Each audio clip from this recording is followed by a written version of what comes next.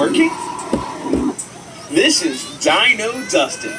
Here's one of your guides to Jurassic Quest Drive-Thru Safari. Before we go in, we should go over a few rules. Please keep your hands, feet, heads, children, and other appendages inside your vehicles at all times. We know that there's a lot of incredible sights to take in, but please be very careful to pay full attention to the driving path, as well as the distance to the cars ahead. Please observe our 5-mile-per-hour speed limit. The only time you should leave your vehicle is at our designated restroom area. Our dinosaurs may seem scary, but don't worry. We have a perfect track record of 0 dinosaur-related attacks.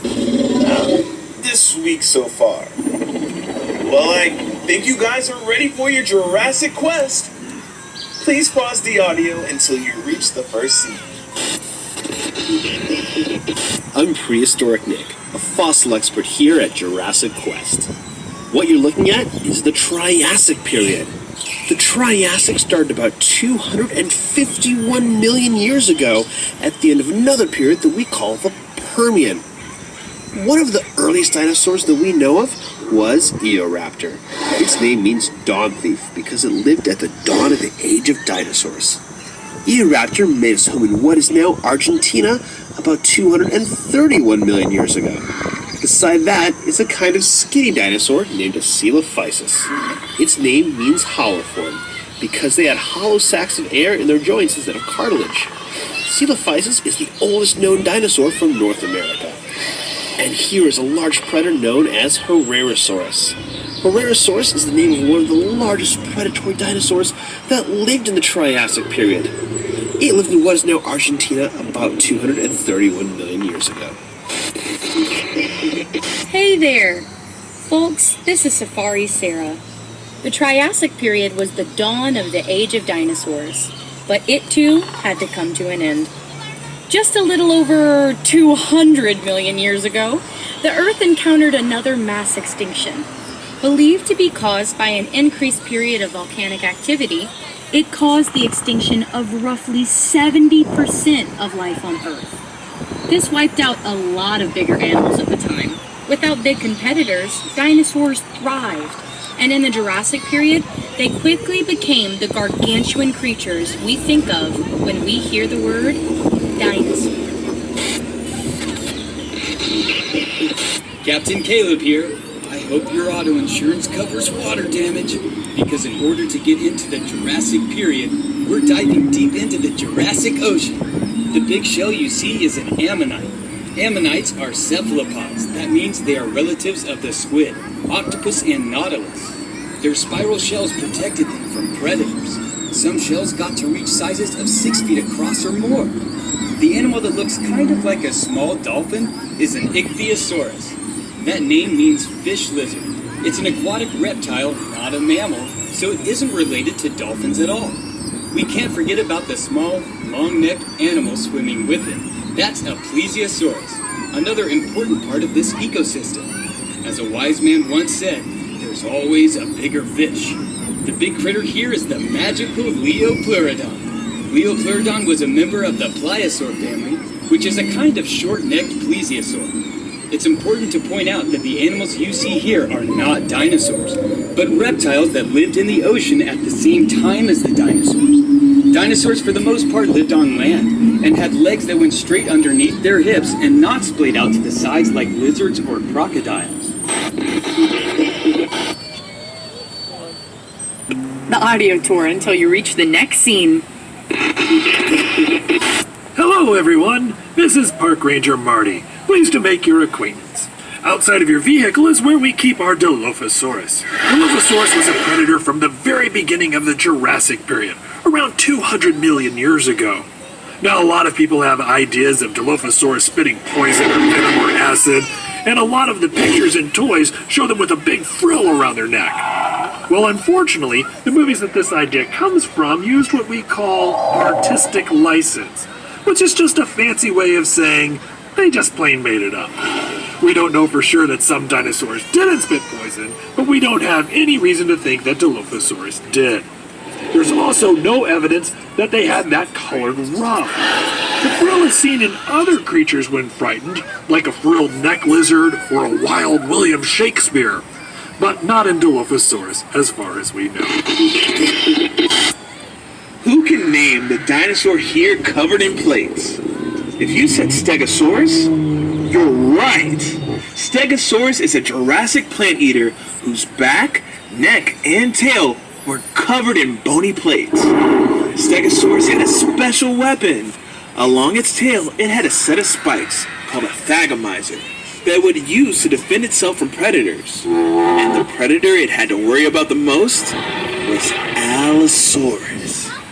T-Rex isn't the only scary meat-eating dinosaur we have here at Jurassic Quest. Allosaurus was one of the larger predators around in the late Jurassic. Allosaurus had long arms for a theropod with big, hooked claws. These could help it grip onto its prey while it used its serrated teeth as its primary weapon. We know it used its arms because scientists have found signs of microscopic stress fractures on the bones of their forearms. This happens in bones when a person or an animal is using force to move heavy weight with their bodies. They might have used their arms to keep prey from getting away, or possibly to hold onto a Stegosaurus's tail to avoid getting hit. The little guys in the scene are called guanlong. They're an early member of the Coelosaur family that lived in what is now China. The Coelosaur family was made up of mostly small predators, but as time went by, some Coelosaurs eventually became a bit bigger, specifically Tyrannosaurus Rex. The big, long-necked dinosaur in this scene is a Apatosaurus. Apatosaurus is what we call a sauropod, or a long-necked dinosaur. Sauropods were the biggest animals to ever walk on Earth. In order to get that big, sauropods had to eat all the time. To eat even more, these long-necked giants didn't want to waste time chewing, but swallowed the leaves from trees. But they had a special trick to help them digest their food. Sauropods would sometimes crane their long necks down to the ground and swallow small stones. Those rocks would help them grind up their food once it was inside. Those rocks are called gastroliths, or stomach rocks in Latin. These gastroliths are super important because they help scientists get migration patterns of these dinosaurs by matching the gastroliths back to the areas where the rocks originally came from. Please pause your audio tour until your dinosaur herd migrates on up to the next scene. Sarah here again. After the end of the Jurassic, we find ourselves in the early Cretaceous period. The Cretaceous was the longest of the three periods of the Mesozoic. The Cretaceous period saw all kinds of strange new life forms, including weird new plants that we call flowers. We're starting off in what is now England during the early Cretaceous, roughly 120 million years ago. The duck-billed dinosaur you see is what we call an iguanodon, and it's one of the first dinosaurs to be discovered and named. Some of you might have already guessed that iguanodon means iguana tooth. When iguanodon was discovered in England, no one had ever even heard of dinosaurs yet. So when it came time to name this bizarre new animal, the only similarities anyone could think of were that its teeth kind of looked like the teeth of an iguana, only bigger. The very first drawings of iguanodon depicted it as a giant iguana-like creature. The animal it's next to is Baryonyx. Baryonyx was a carnivore, and specifically, it ate fish. We know that it ate fish because when the first Baryonyx skeleton was found in England in the 1980s, it had fossilized fish bones and fish scales inside of its belly, along with a few bones from a young iguanodon. Since it lived in what is now England, as one of its last meals was fish, this could be the earliest evidence of anyone in the UK ordering fish and chips. Our quest has now taken us from Europe to the continent of Asia, still in the early Cretaceous. big dino you see here is Eutyrannus, the feathered tyrant. Eutyrannus is part of the Tyrannosauridae family. That means it's a relative of the T-Rex. Eutyrannus lived in the Liaoning province of China. What makes Eutyrannus special is that it is the largest dinosaur that we know of with feathers. We know that Eutyrannus had feathers because of where and when it lived. About 120 million years ago, a volcanic eruption blanketed much of the Liaoning province with hot ash. Like what happened at Pompeii thousands of years ago. While that was devastating to the animals at that time, it's great for paleontologists because it preserved soft tissue, in some cases including feathers. Hi, it's Park Ranger Marty again, and welcome to the early Cretaceous North America. The furry guy is Utahraptor. Now let's see, can anyone guess where Utahraptor was discovered? That's right, Cincinnati. Just kidding, folks. Utahraptor was found in Utah. Utahraptor is the largest known member of the raptor family. Now behind him is a predator named Seatz. Seatz was a massive predator that lived at the end of the early Cretaceous. Very little is known about Seatz due to how recent of a discovery it is. But it is thought to be a member of the Allosauridae group that lived into the early Cretaceous. Seatz lived in North America at about the same time as some members of the Tyrannosaur family. But those Tyrannosaurs didn't get any larger than about the size of a Great Dane, because the alpha predator role had already been filled by Seatz. It wasn't until Seatz went extinct that larger Tyrannosaurs like Tyrannosaurus rex took the stage. Also in this scene, you'll see Deinonychus, or Deinonychus if you prefer. The name means terrible claw because of the sickle-like claws on its toes. If you've ever seen a movie that had a dinosaur called Velociraptor, there's a good chance it was actually a Deinonychus, and the director just thought that Velociraptor sounded cooler. Make sure to pause your audio. Our journey now takes us to the continent of Africa in the early Cretaceous period. The dinosaur standing here is one that I bet a lot of you know. Can you guess what it is? Did you say Spinosaurus? You got it! Spinosaurus is one of the largest carnivores to ever walk the earth. But it mostly ate fish. We know that because Spinosaurus's teeth have been found embedded in fossilized bones of large fish. Although they have also been found in the bones of other dinosaurs. Spinosaurus is a creature that was a mystery for a long time. Its fossils were discovered in 1912, but they were destroyed during World War II, when the museum they were in was hit during a bombing raid. It wasn't until the 1990s when Spinosaurus's fossils were rediscovered. In fact, we've learned more about the Spinosaurus in the last 20 years than we have in the last century. We now know that Spinosaurus was a massive predator that lived in and out of the water in marshy waterways of what we now know to be northern Africa, preying on fish the size of cars. Hey, Dustin, is this a secure line? Sure, I think. I just turned off the mic. Yeah, they definitely can't hear us now. What's up? I just noticed that the T-Rexes aren't in their areas.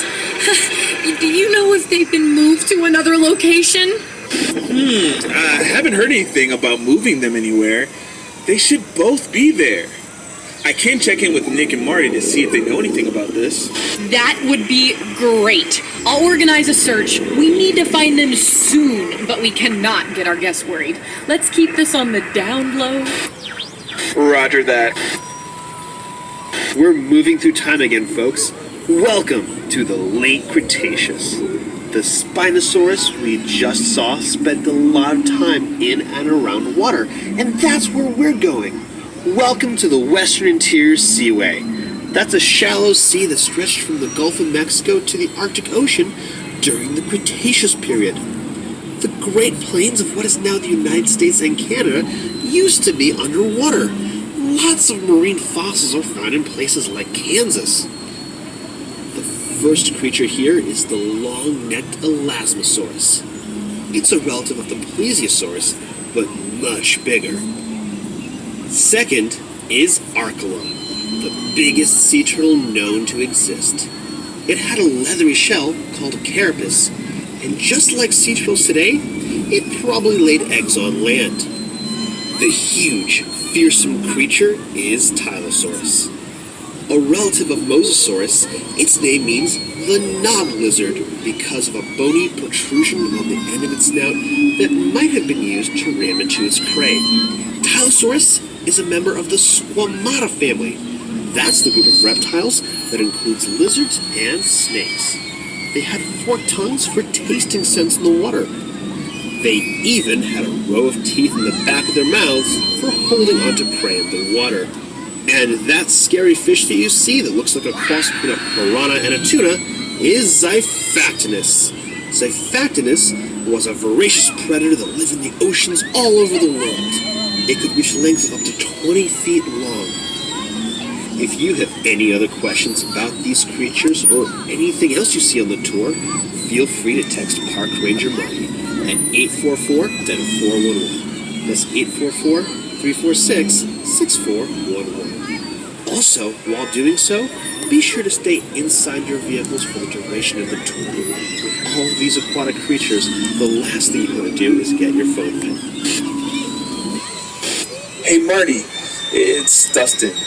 I have a weird question here, and don't freak out, but have you seen the T-Rexes? Well, they were in the enclosure an hour ago when I went in to feed them. Are they not still there? We have a tour headed that way right now. Okay, sorry, I hate to ask you this, but you didn't happen to turn off the invisible fence, did you? Don't be silly, Dustin. How else was I supposed to get in there? Marty, the fence only shocks dinosaurs that are chipped. You don't need to turn it off to walk in. Oh. Well, I guess I learn new things every day. This is serious, Marty. I need to call the security team right now to get those T-Rexes back before the tour gets to them. Or they get to the tour. I'm sorry, Dustin. I didn't mean to cause any trouble. You never do, Marty. You never do. Tricera, stop. Back to Asia, in late Cretaceous period. Here we have three kinds of dinosaurs from Mongolia, starting with Velociraptor. Despite what you may have seen in movies, Velociraptor is not 6 feet tall, but actually about 3 feet tall, 6 feet long, and about 20 to 30 pounds. Just think of an extra scary turkey. We also know that at least one Velociraptor attacked a Protoceratops, the next dinosaur in this scene. This is thanks to the fossil of a Velociraptor and Protoceratops found, who died still locked in combat. The Protoceratops broke the Velociraptor's arm with its powerful beak, moments before they were both buried in sand by a landslide. The other dinosaur in the scene, Oviraptor, has an unfortunate name, meaning egg thief. When this dinosaur was discovered, it was found over a nest of eggs thought to belong to Protoceratops. After later research, scientists realized it was sitting on a nest of its own eggs. But the name stuck and is still debated if Oviraptor actually ate eggs. Here at Jurassic Quest, It's Dustin. I have a weird question here. Here we have three kinds of dinosaurs from Mongolia, starting with Velociraptor. Despite what you may have seen in movies, Velociraptor is not 6 feet tall, but actually about 3 feet tall, 6 feet long, and about 20 to 30 pounds. Just think of an extra scary turkey. We also know that at least one Velociraptor attacked a Protoceratops, the next dinosaur in this scene. This is thanks to the fossil of a Velociraptor and Protoceratops found, who died still locked in combat. The Protoceratops broke the Velociraptor's arm with its powerful beak, moments before they were both buried in sand by a landslide. The other dinosaur in the scene, Oviraptor, has an unfortunate name, meaning egg thief.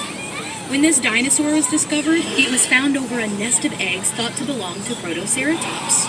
After later research, scientists realized it was sitting on a nest of its own eggs.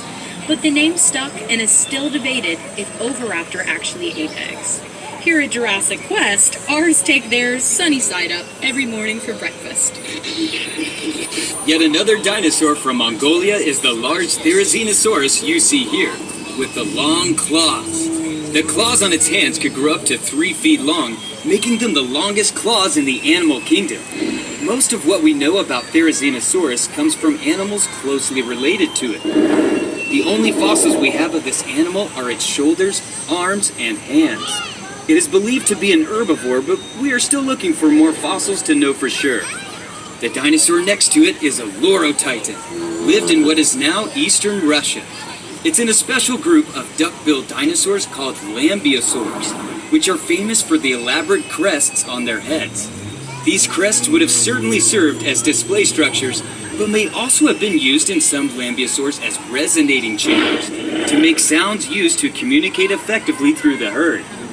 Speaking of communication, I've been directed to ask you all to keep an eye out for any free-roaming dinosaurs that may or may not be wandering around the park. Hi, Park Ranger Marty here. Hope you're not mad at me about accidentally releasing the T-Rexes. Anyway, in this scene you see Xianchusaurus. Xianchusaurus is a tyrannosaur from China and is closely related to Alioramus from Mongolia. Both have awfully long, narrow noses for members of the tyrannosaur family. We're not sure what those noses may have been used for. Maybe to cut through water, making them faster, more accurate fishermen, or maybe they were specializing in smaller, faster prey, not needing the powerful bite of a T-Rex. Speaking of which, if you see one of them, please let one of our 4 security officers know. Now, scientists only described this dinosaur in 2014, so there are still a lot of unanswered questions about it. But I can tell you this much. In the United States, we do not typically refer to this dinosaur as Xianchusaurus. We typically just call it Pinocchio Rex. Now we travel to Argentina.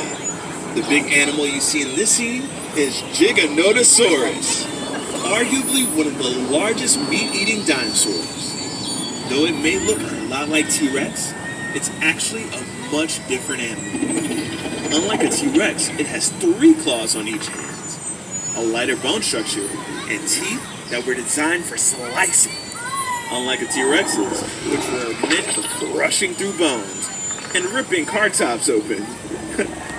Speaking of which, if you see one of our missing T-Rexes, please let one of our 3 security guards know where.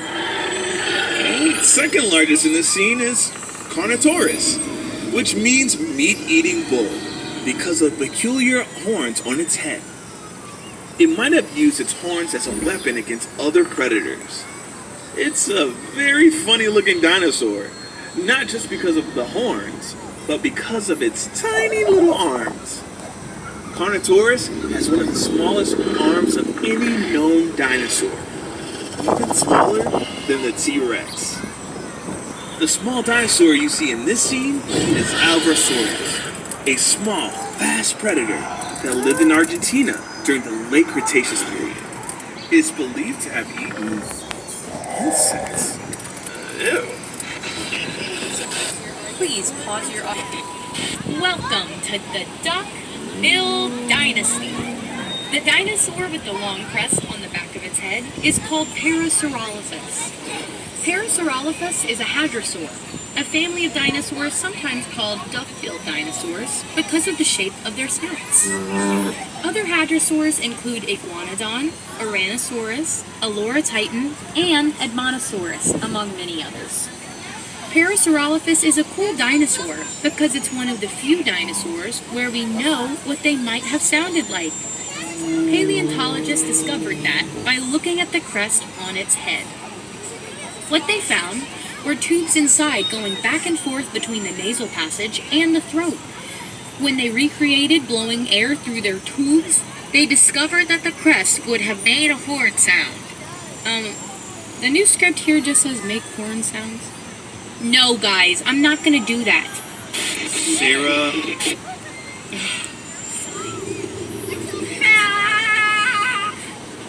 By the way, hadrosaurs are prey animals. Their sound might have attracted large predators.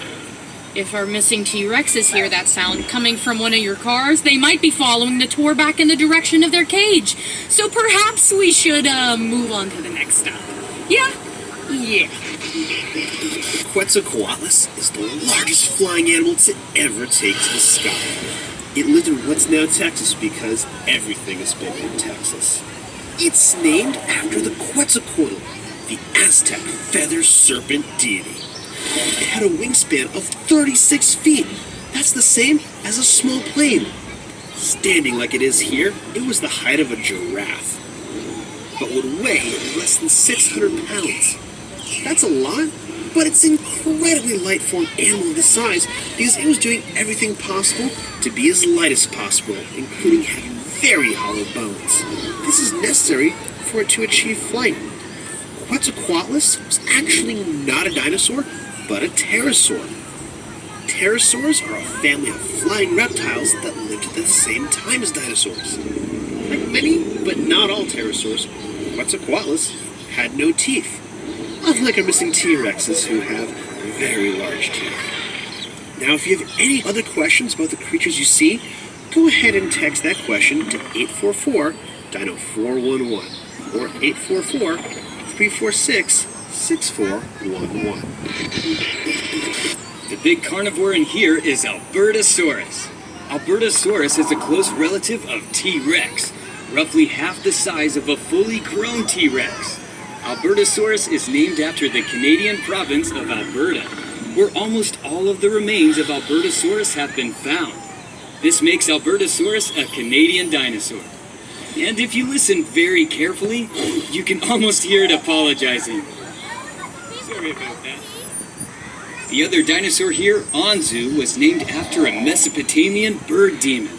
It is a large North American oviraptorid found in the Hell Creek Formation of South Dakota and had a beak with no teeth. Anzu is relatively a new discovery, and scientists are still trying to learn more about this creature. Make sure to pause your audio tour until you reach our next dinosaur scene.